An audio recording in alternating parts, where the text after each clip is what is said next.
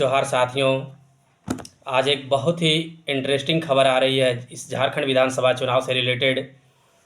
राय Dhanwar seat जहां से बाबूलाल मरांडी चुनाव लड़ रहे हैं, वहां की सीट पर एक बहुत बड़ा बदलाव देखने को मिल रहे हैं।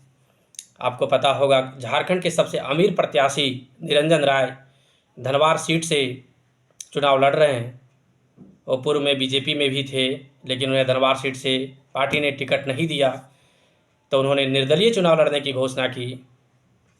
आप देखे होंगे इस विधानसभा के चुनाव में 167 करोड़ निरंजन राय ने अपनी संपत्ति का ब्यौरा दिया था।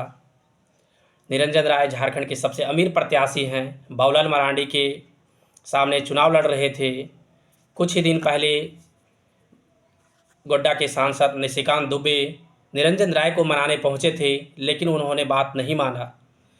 और आज असम के मुख्यमंत्री, झारखंड के बीजेपी प्रभारी हिमंता बिस्वा शर्मा आज निरंजन राय को मनाने गए थे और उन्होंने बात मान भी लिया है।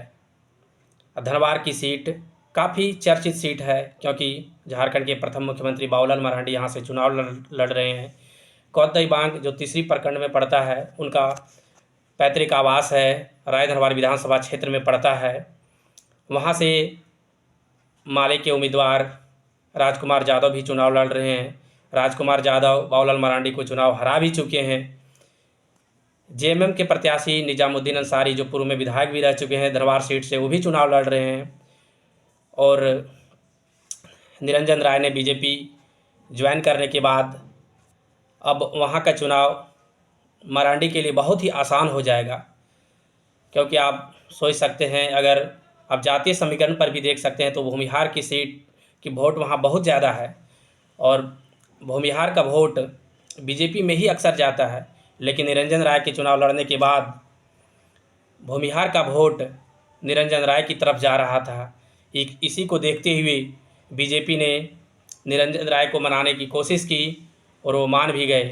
हालांकि उसके बीच मानने के पीछे क्या वजह है, क्या नहीं है, ये तो मैं आप लोगों को अभी नहीं बता सकता।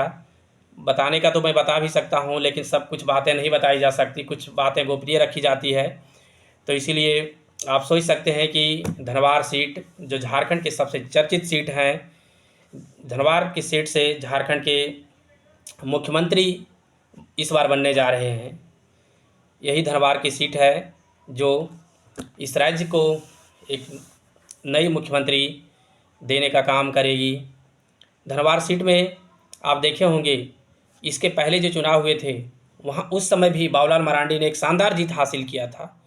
और इस बार मरांडी की स्थिति थोड़ा खराब लग रहा था। इसी की वजह से असम के मुख्यमंत्री ने निरंजन राय को मनाने का फैसला किया और वो मान भी गए। उम्मीद है निरंजन राय बिल्कुल पूरी तरह से बाबूलाल मरांडी के प्रचार में अभी से ही लग जाएंगे और बाबूलाल मरांडी को भारी बहुमत से जिताने के प्रयास करेंगे। बहुत बहुत धन्यवाद। जो चैनल पर नए हैं सब्सक्राइब कर दें। धन्यवाद।